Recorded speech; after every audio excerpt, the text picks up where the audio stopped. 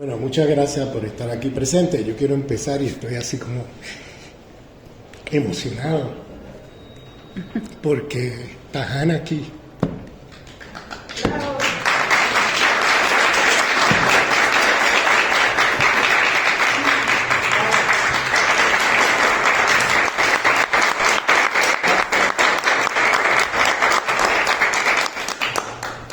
No habría Enrique Dussel sin Hannah. Ténganlo clarito. No habría filosofía de la liberación sin Hannah. O sea, perdonen, pero me emociono porque es que es de verdad que la compañera de vida de Enrique, quien puso también su vida al servicio de la obra de Enrique y de la filosofía de liberación. Y por tanto yo quiero reconocer la presencia de Hannah aquí. Muchas gracias por estar aquí, un honor de verdad, y me emociona mucho verte aquí. Y entonces, yo quería hacer unas breves palabras porque primero quería anunciar, ¿verdad?, la colección Biblioteca Enrique Dussel, donde Enrique dejó como 14 volúmenes, una cosa impresionante. Al final de su vida, Enrique se puso a revisar toda su obra, ya una obra impresionante, ¿no? De más de 80 libros, no sé cuántos libros de verdad, porque pero libros de él es como más de 80, si no más de 100. Entonces él hizo una revisión de su obra y dejó manuscritos, anotaciones, manuscritos sobre diferentes aspectos de su obra, ¿no? Y entonces hizo esos manuscritos y los dejó a cargo de una de sus discípulas preferida, que es Katia Colmenares, y la dejó a cargo de esta colección y del trabajo de poder editar, etcétera, porque esto lo tiene que editar una persona que conozca a profundidad la obra, y él estaba también un poco preocupado con eso, y entonces le pidió a Katia que por favor se encargara de eso, asegurar que en la edición y todo eso los sentidos de su obra queden allí expresados tal como él ha querido que sea, que no vaya a ser que él no estando presente, pues que la edición y en el proceso de editar y todo se pierda sentido, se cambien cosas con las mejores intenciones, porque eso pasa mucho. O sea, las ediciones, las maquetaciones y todo eso, por ahí se cuelan cosas que después cuando uno va sobre la obra uno dice, espérate, ¿qué pasó aquí? ¿Entiendes? Entonces tiene que haber gente que conozca bien la obra para que eso salga como tiene que salir. Entonces, y este es el primero de 14 volúmenes que sale. Yo me acuerdo estar visitando a Enrique en la casa y ya en un estado de salud ya bastante avanzado en términos de que no estaba bien de salud en ese momento. Y él diciéndome que fuimos junto con Katia a hacer esa visita, y él diciendo, mira, ya yo no puedo leer un libro, ya yo no puedo escribir, ya yo no puedo. Entonces yo como que ya, y lamento mucho porque él estaba como triste porque él tenía todavía una obra y cosas que decir, y entonces ahí le propusimos por qué no hacemos esto con la editorial Acal de una vez. Entonces él estaba muy contento con los otros libros que Acal le había editado, la antología que le había dirigido Katia, una antología como de 1000 páginas, que quizás ustedes, que está ahí, Filosofía de la Liberación. Y entonces estaba también muy contento con otro que está ahí también, Transmodernidad y Descolonización, algo así. Y entonces dijo, bueno, qué mejor que Acal entonces. Entonces fuimos, no sé si te acuerdas, Ana, que fuimos, Katia fue después con los contratos de Acal a tomarle la firma y todo de la obra, y bueno, gracias a Dios que eso se logró como organizar y que él lo dejara ahí organizado con los temas, con los manuscritos y todo eso, para que esto pueda salir. Y lo interesante de esta biblioteca es que podríamos decir que a mí no me gusta usar esos términos, pero alguna gente ya lo está usando como el último Dussel, como el Dussel que ya al final de su vida hace toda una reflexión de su propia obra y entonces hace revisiones. Yo tengo que decir esto, o sea,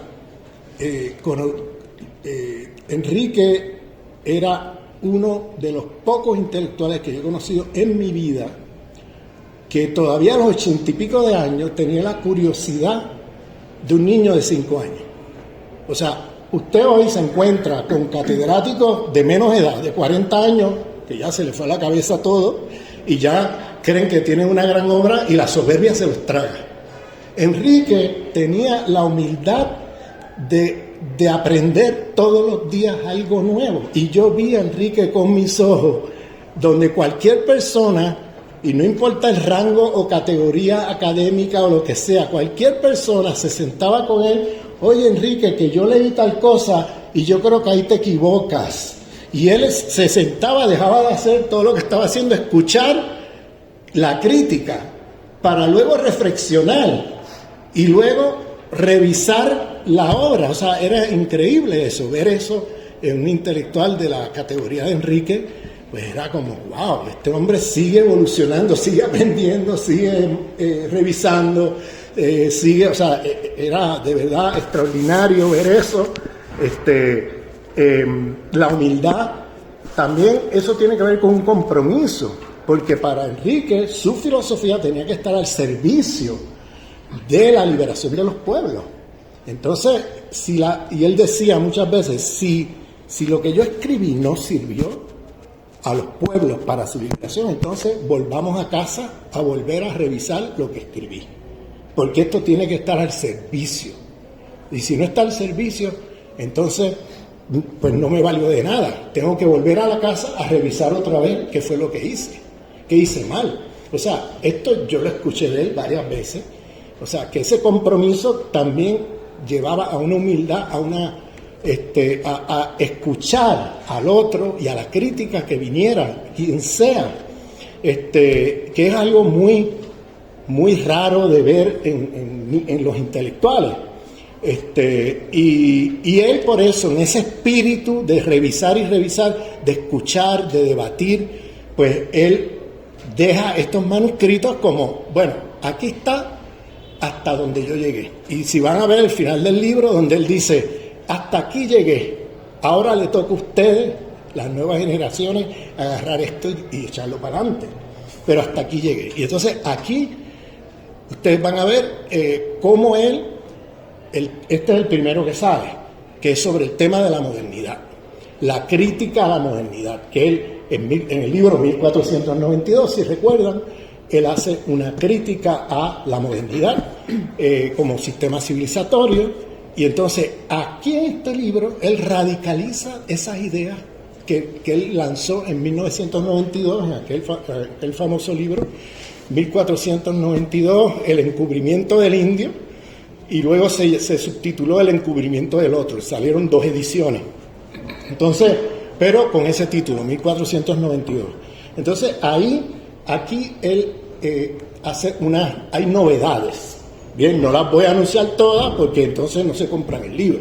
Entonces yo quiero que se compren el libro, lo lean, lo estudien y lo utilicen como un arma, una herramienta de lucha y de transformación. Entonces, sí les adelanto que hay novedades en cuanto a su visión de la modernidad. Aquí él radicaliza su visión de la modernidad. Y bueno, Enrique es un filósofo que ya no es solamente un filósofo de América Latina, es un filósofo ya a escala mundial. O sea, es un filósofo con un alcance a nivel mundial. Yo viajé mucho con Enrique por muchos lugares del mundo.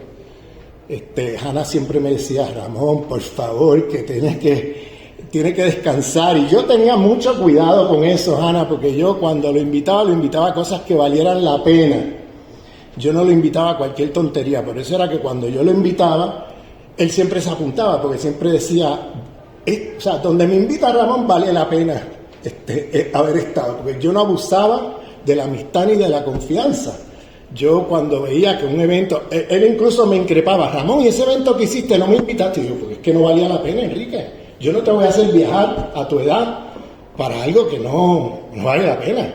O sea, yo te hago viajar si es algo que vale la pena. Y el último viaje que hicimos juntos fue al Vaticano. Y en abril del 2023, sí, que Karina también estuvo ahí.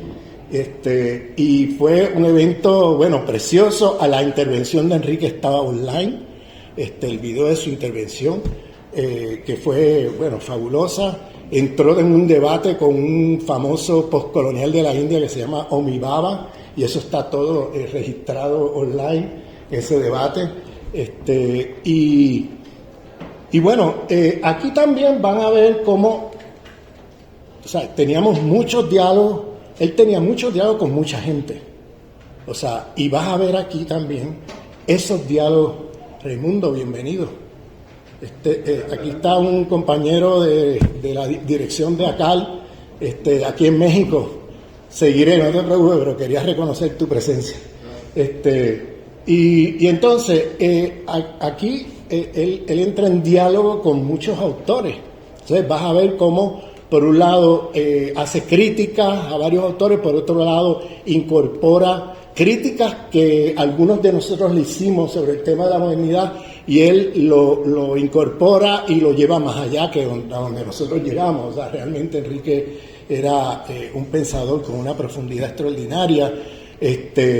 Y aquí van a ver todo eso, ese diálogo que él tenía con diferentes personas, diferentes intelectuales, etcétera, y cómo él fue incorporando algunas de estas críticas, criticando otras de las críticas, etcétera. O sea, porque él era muy cuidadoso en eso.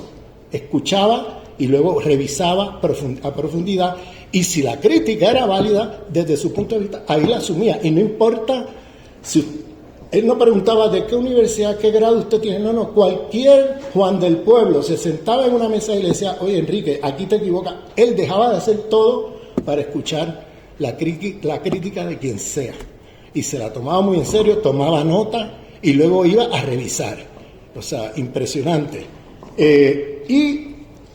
Yo siempre digo, y esto es una comparación, yo creo que muy eurocéntrica, pero como muchas veces las audiencias de filosofía pues están muy metidas en el paradigma eurocéntrico filosófico. La obra de Dussel fue una crítica filosófica e histórica también, porque hizo historia mundial. Por ejemplo, la historia mundial de la política es una crítica, es la primera historia mundial de la política que no es helenocéntrica ni es eurocéntrica. Entonces es una novedad mundial, porque no existe algo como eso. Su filosofía era en todo momento una crítica al helenocentrismo y el eurocentrismo, ambos. Entonces él hizo un sistema filosófico que yo siempre digo que Enrique Dussel es el filósofo decolonial del sur global.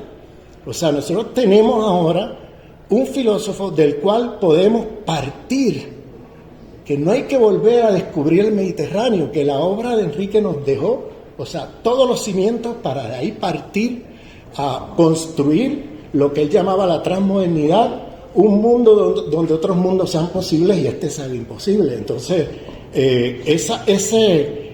el pluriverso de la transmodernidad, ¿no? Estaba ahí en su propio sistema filosófico. Y claro, yo siempre digo, él es el Hegel del pensamiento decolonial del sur global. Porque Hegel, lo que Hegel fue para el eurocentrismo, es Enrique Dussel para el pensamiento descolonizador del sur global.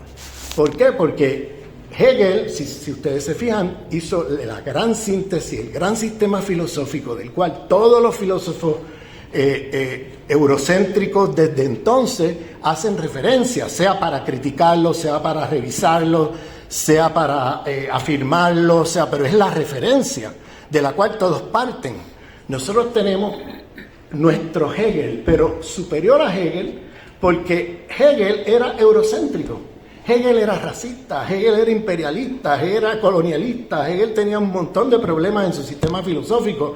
Hizo una historia mundial que no dialogó con nadie. O sea, en cambio, la historia mundial de la política de Enrique está dialogando con todo el pensamiento filosófico de la filosofía política del planeta en los últimos 5.000 años. O sea, una cosa impresionante. Hegel era un pensador que pensaba desde Europa, desde Alemania, y no salía de ahí, ni dialogaba con el pensamiento de otras tradiciones filosóficas, sencillamente subsumía todo a su visión europea, eurocéntrica, de que decía pueblos. Él es el famoso que acuña este término de pueblos sin historia, ¿no? Pueblos con historia, Hegel, ¿no? Entonces yo digo, Enrique es superior a Hegel, porque Enrique hace un sistema filosófico, tiene una ética, tiene una política, tiene una económica, tiene una estética, tiene, o sea, un sistema filosófico vasto como tenía Hegel, pero no provincial, no eurocéntrico, no helenocéntrico, sino un pensamiento de alcance global, pero de alcance global en el sentido del pluriverso, de la transmodernidad, de pensar un nuevo fundamento filosófico a un nuevo sistema civilizatorio que él nombraba como la transmodernidad, y que en la última etapa de su vida empieza a nombrarlo de otra manera y empieza a hablar del ecoceno. El ecoceno como, o sea, una civilización para la producción y reproducción de la vida, no una civilización para la producción y reproducción de la muerte, como es la modernidad occidental. Entonces, hay novedades, hay un montón de novedades en los libros que vienen, y me alegra mucho que esto esté ocurriendo. Yo me acuerdo que yo le decía a Enrique, van a salir libros tuyos donde la gente va a decir, pero este hombre sigue publicando, y él se reía con una alegría enorme de saber que esos libros iban a salir y que iban a estar. Y yo, ya tú vas a ver cada año, no sé si te acuerdas, él se reía así de alegría, porque decía, bueno, cada año van a salir libros y la gente va a decir, pero este hombre sigue publicando. Y él se echaba, se moría de la risa. Pero bueno, lo voy a dejar aquí y le voy a pasar el micrófono a la compañera Katia Colmenares, que realmente es la responsable de esta edición de este libro.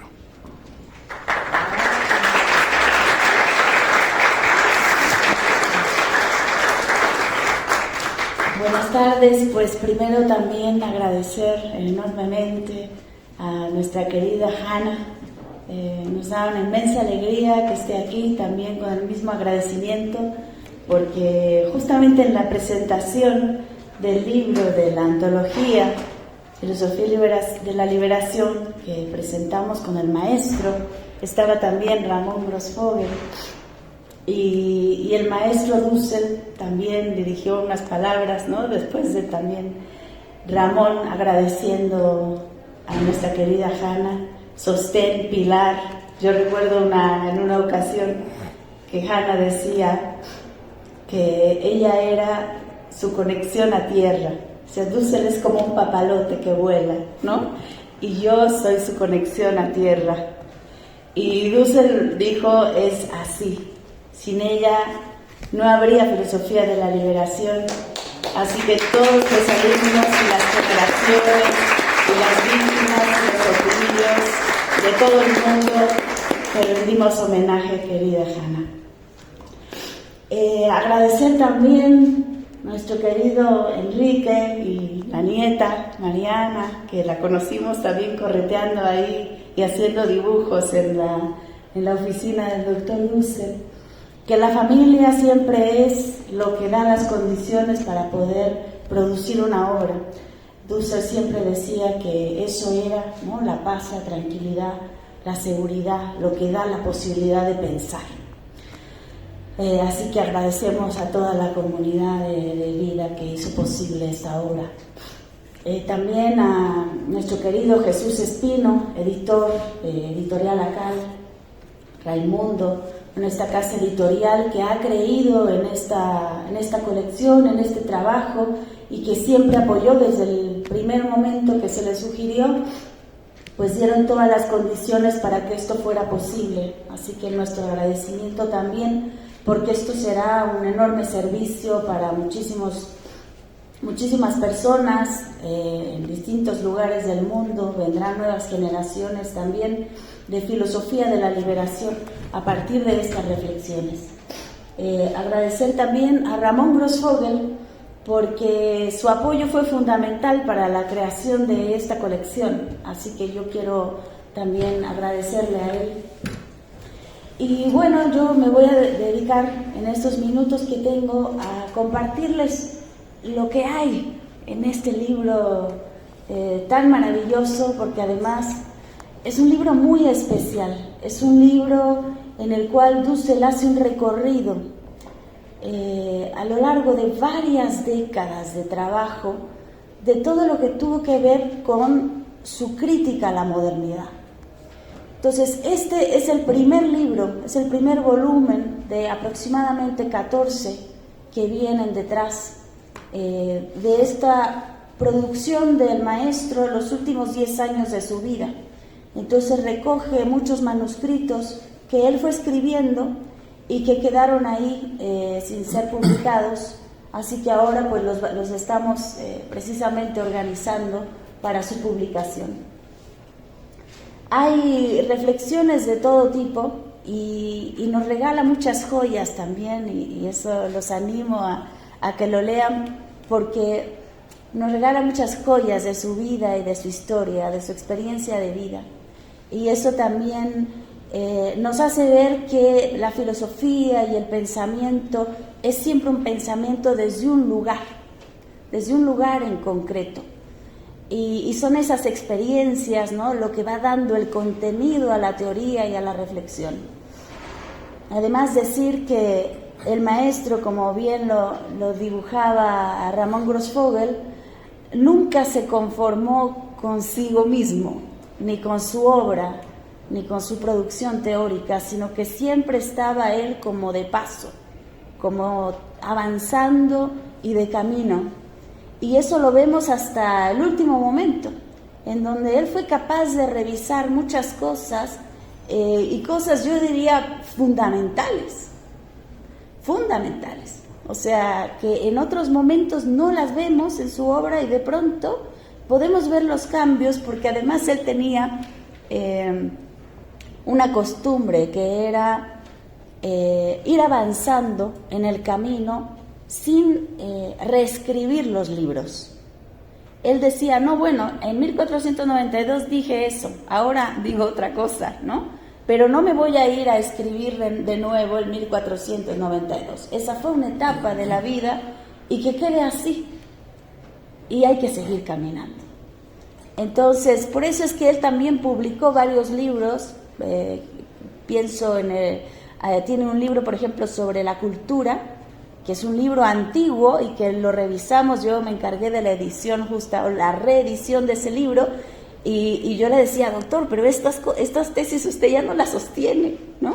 Y él me decía, no importa, lo vamos a publicar así, ¿no? Solamente corregiremos los errores, pero lo vamos a publicar así, porque tiene que quedar también constancia de cómo hemos caminado. Entonces, eso se puede ver en las obras, ¿no? El modo como él va criticándose a sí mismo, y es muy interesante en ese sentido llegar como al final de una vida y ver, digamos, desde la primera tesis, ¿no?, desde la filosofía de la liberación, cómo va germinando un pensamiento, cómo se va construyendo y cómo se va complejizando, al punto de llegar, digamos, al final de una obra habiendo crecido, ¿no?, y no siendo el mismo. Así que yo digo en la introducción, este libro vuelve a retar a los lectores de Enrique Dussel y a los especialistas de la filosofía de la liberación, porque se van a encontrar un pensador en movimiento, como era siempre el maestro. Y ahora, ¿desde dónde es que él pensaba? Y eso me parece muy importante recalcarlo, porque es justamente lo que le da el dinamismo, que es pensar desde los oprimidos, desde los excluidos, desde las víctimas del sistema. Entonces, ese lugar es lo que lo va a movilizar en todo momento, porque aquellas tesis que no sirven para la liberación hay que abandonarlas, hay que continuar. Entonces, por eso es que también él tenía esta capacidad de transformarse a sí mismo. Y bueno, ahí cuento una anécdota en la introducción, que en una ocasión estuvimos juntos en Bolivia con Juan José Bautista, y algunos alumnos habían organizado una reunión, una conferencia con los Ponchos Rojos. Ponchos Rojos son un movimiento comunitario, ¿no?, del altiplano boliviano, y son, bueno, se conocen por su radicalidad, ¿no?, y porque son los que paralizan una ciudad, ¿no?, cuando tienen demandas así fuertes. Es gente de mucha militancia, de mucha fuerza, y que viene muy de abajo. Y estábamos ahí en la conferencia, y Dussel iba a subir, ¿no?, al podio a hablar. Y antes de subir, él me dijo: este es para mí un examen. Estos son los exámenes que valen la pena, y son los que realmente lo ponen a uno sobre la balanza de qué es lo que realmente uno está aportando, y si realmente el pensamiento de uno está a la altura de los tiempos y está a la altura de los pueblos. Entonces ahí, ¿no?, subiendo al podio, diciéndome: voy a dar un examen, y esta gente es la que me va a decir si nuestro pensamiento le sirve para luchar, para pensar, para entenderse, y si no le sirve, pues nos iremos a casa a seguir trabajando. Por supuesto que, bueno, fue ovacionado, ¿no? Y al final del evento los Ponchos Rojos le pusieron un poncho rojo al maestro, ¿no? Y le dijeron: usted es uno de los nuestros, es un poncho rojo. Entonces, Dussel, digamos, es un intelectual, pero que se forjó en la lucha política. O sea, es un intelectual, pero al mismo tiempo es un militante, que va de la mano de los pueblos y poniéndose a prueba en estos exámenes, y dando también, o sea, porque era como una doble o triple vida la que él tenía, ¿no? O sea, estaba del lado de los pueblos, ¿no?, en su militancia, atendiendo, haciendo formación política con los movimientos, pero por otra parte estaba en las grandes universidades debatiendo con los filósofos de punta de primer mundo también, con los filósofos de tercer mundo también, entonces con los teólogos. Es decir, Dussel tenía una militancia que atravesaba muchas fronteras, porque él decía: yo con los filósofos de primer mundo pulo el argumento, ahí es donde yo me pongo, ¿no?, con el pecho abierto para que nos critiquen. ¿Por qué? Porque tenemos que tener no solamente razón, sino que tenemos que ser capaces de transmitir esa razón de los pueblos. Entonces es fundamental que acompañemos a nuestros pueblos y que le podamos prestar nuestra voz, que nuestro discurso esté al servicio, que le demos argumentos a la gente para luchar, para creer en sí mismos. Entonces, su filosofía es una filosofía, digamos, que viene del seno del pueblo. Y yo diría más, con este libro, sobre todo en mano, les diría: es una filosofía que viene del seno de la madre tierra. Porque el maestro, al final, reconoce y dice lo que dicen nuestros pueblos originarios, de que la naturaleza es madre. Es la tesis más racional, ¿no?, que se pudo haber desarrollado en el seno de la humanidad, porque eso nos va a llevar justamente a la humanización de todas las estructuras. Entonces, Dussel recoge, ¿no?, las luchas de los pueblos, Dussel recoge el grito de la Madre Tierra, y desde ahí es que está pensando y haciendo pensamiento crítico. Entonces, esta obra tiene varias joyas, y yo quisiera, por ejemplo, enunciar algunas. En su obra de 1492, él todavía tenía como una cierta duda, ¿no? Él hablaba de la modernidad en un sentido crítico, ¿no?, como un proyecto civilizatorio de la dominación. Pero decía, por otra parte, que tenía un lado emancipatorio. En esta obra se radicaliza y empieza a distinguir niveles, empieza a distinguir sistemas, subsistemas de la modernidad, como para poder, ahora sí, como desmenuzar en qué consiste la modernidad. Y al final él define y dice: la modernidad es un proyecto de civilizatorio de dominación insalvable. Entonces, es un libro muy fuerte, muy radical, pero que también nos da vetas nuevas de salida.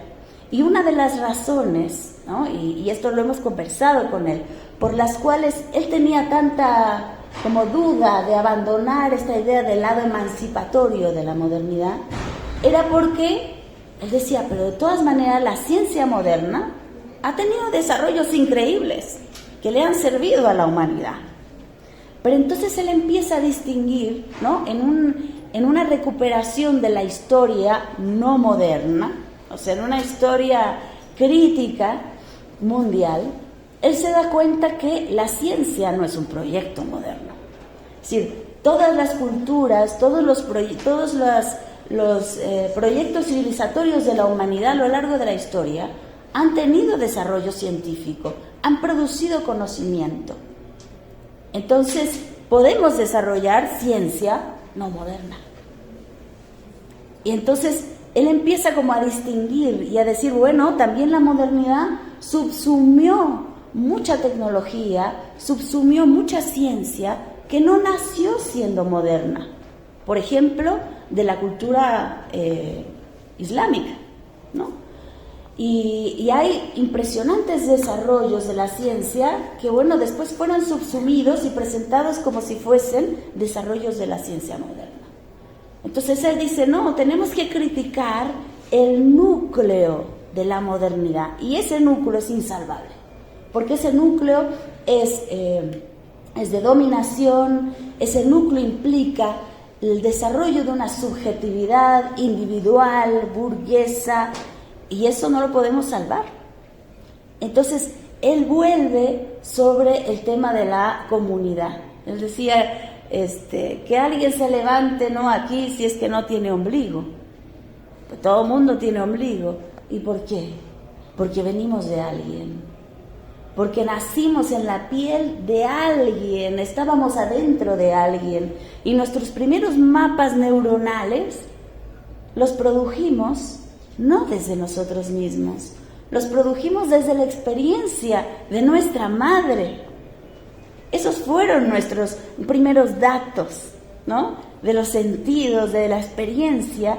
No es una experiencia egoica, sino que nos pensamos, nos desarrollamos desde otro, y eso está en el seno de cada uno de nosotros. Así que no somos individuos, somos seres comunitarios desde siempre, y esa comunidad, que es parte de nuestra propia esencia, tiene que ser también nuestro proyecto. Entonces venimos de la comunidad, pero vamos también a la comunidad. Y entonces, bueno, él hace como todo una distinción de la modernidad, y por eso este libro se llama Hacia una teoría de la modernidad colonialidad. Él dice: todavía no he logrado, ¿no?, la teoría, porque estoy aquí lanzando muchas ideas germinales de que después habrá que sistematizar, ahora sí, en una teoría como tal. Pero eso ya tendrán que hacerlo pues las nuevas generaciones. Por otra parte, tenemos una reflexión que él hace sobre la historia, sobre 1492, en donde él, pues también históricamente, reconoce ese año como el año de nacimiento de la modernidad.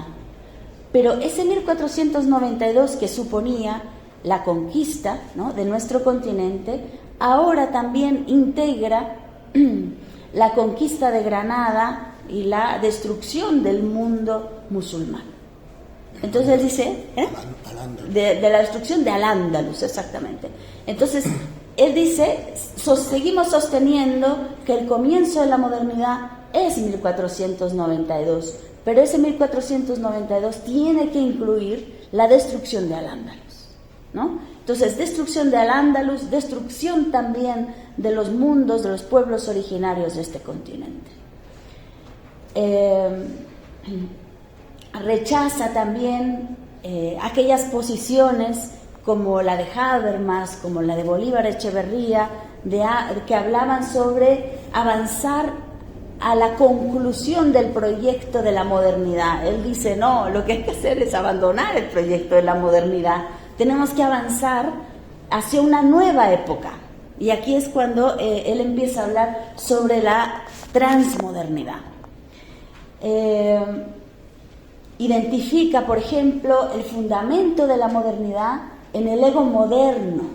Y este ego moderno que lo empieza a dibujar de modo muy claro aquí, desde la subjetividad burguesa, ¿no? Esta idea de la comunidad que tenemos que desarrollar está en este libro mucho más claro. Por otra parte, también advierte, ¿no?, el tema de la subjetividad, pero que nos lanza a asumir una reflexión sobre los modelos utópicos. Y aquí, por ejemplo, dice una cita del libro de Dussel, dice: soñamos los sueños de la modernidad y no sabemos soñar otros mundos posibles. Se trata de la colonización del deseo. Por eso es que el proyecto de la descolonización es tan profundo, tan urgente y tan difícil de llevar a cabo. Es decir, la descolonización tiene que llevarnos a soñar el sueño de los pueblos profundos, porque el problema es que no podemos transformar nuestra realidad porque seguimos soñando ser como un moderno pleno, como un burgués pleno. Entonces, el día que dejemos de soñar eso y que nos soñemos en nuestra realidad cultural de lo que somos, y desde ahí, ¿no?, aprendamos a desarrollar un proyecto, pero no desde la modernidad, sino desde lo que somos, desde el seno de la humanidad. Y el seno de la humanidad, ¿no?, que aquí en este libro está mucho más claro, es el regreso a la naturaleza, es el regreso a la madre tierra. Entonces tenemos que aprender a soñar, ¿no?, esa transmodernidad, como dijo Ramón, como un ecoceno. Él decía, así como se habla de un antropoceno, ¿no?, o sea, una era en donde el ser humano pues es el que marca la diferencia de esta edad geológica, el desarrollo máximo de eso tendría que llevar al ser humano a una reflexión tan radical en el sentido de volver a la raíz, que entonces el ser humano se tiene que reconectar con la naturaleza. Y ese reconectarse con la naturaleza tiene que ser asumir esa voz de la Pachamama.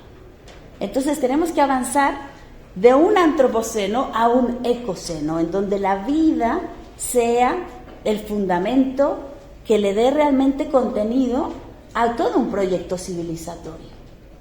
Que la producción, la reproducción y el desarrollo de la vida pueda ser el criterio de todo, pueda ser el criterio de la producción tecnológica, de la producción científica, de nuestros proyectos políticos, de nuestra economía, de nuestra cultura. Que la vida pueda estar en el centro, eso sería como la transformación más radical a la que podríamos nosotros aspirar. Entonces, bueno, reflexiona también sobre el método analéctico, que es el método crítico, que es la propuesta de la filosofía de la liberación. Y bueno, aquí les anuncio que el siguiente libro, que estamos ya trabajando en él, es precisamente sobre el método analéctico. Entonces son sus reflexiones ya últimas sobre el método crítico de la filosofía de la liberación. Y hay aquí, yo quisiera anotar algo como muy hermoso y además sobre todo muy significativo por el momento histórico en el que estamos viviendo. Dussel reconoce que para los musulmanes Alá se habría revelado a través de 124.000 profetas en todos los pueblos del mundo. O sea, los musulmanes no tienen la idea de que, digamos, ellos son los depositarios de la revelación, así como hace el sionismo de hoy, ¿no? Que solo ellos son el pueblo elegido, sino que en la cultura, ¿no? En la tradición musulmana hay la idea del reconocimiento de todos los profetas anteriores. O sea, de que Alá, ¿no? Se ha revelado en todas las culturas y en todos los mundos posibles y a toda la humanidad. O sea, no es una revelación solamente a un pueblo, es una revelación a la humanidad. Y entonces hay un concepto que Dussel reflexiona en este libro, que es el concepto de Tawhid del mundo musulmán, que se refiere a la unidad en la heterogeneidad. O sea, que somos distintos, pero que en el seno de esa distinción, de esa diversidad, ¿no? Podemos de todas maneras hacer comunidad. Entonces, él hace una reflexión muy hermosa sobre el método analéctico, sobre la pluriversalidad y este concepto del Tawhid, que bueno, el día de hoy, por eso yo digo, es como muy significativo que estamos viviendo, ¿no? El genocidio de nuestros hermanos palestinos, y que aquí en este libro el maestro pues tiende una mano a ese pueblo, porque además él dice que su experiencia en Palestina fue realmente la que le transformó la vida y lo puso ahora sí en el canal de la liberación de los pueblos. Entonces, bueno, yo los invito a leer esta obra y quisiera yo leerles para terminar unas breves palabras del maestro que dice: el filósofo tiene la función de llegar al fondo, y si no lo hacemos nosotros, deberán hacerlo ustedes. Nosotros hemos llegado hasta aquí. Serán ustedes quienes tendrán la tarea de sistematizar la teoría de la modernidad-colonialidad. Entregamos los materiales y las hipótesis centrales a las nuevas generaciones. Muchas gracias.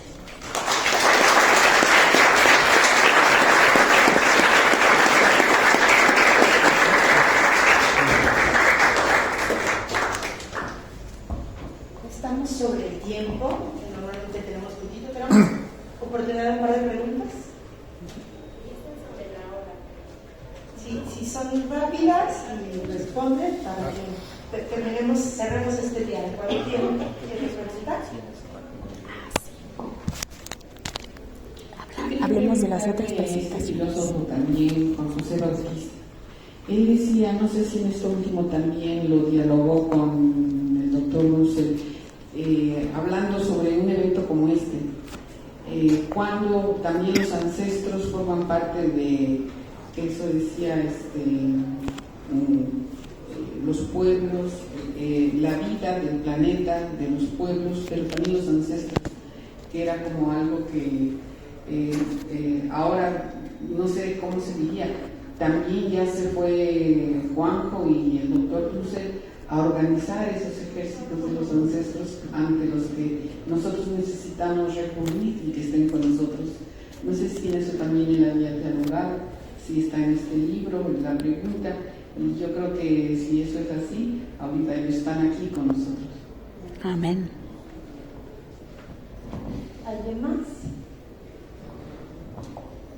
Lo pregunto así, ¿qué hacemos con el concepto de la democracia?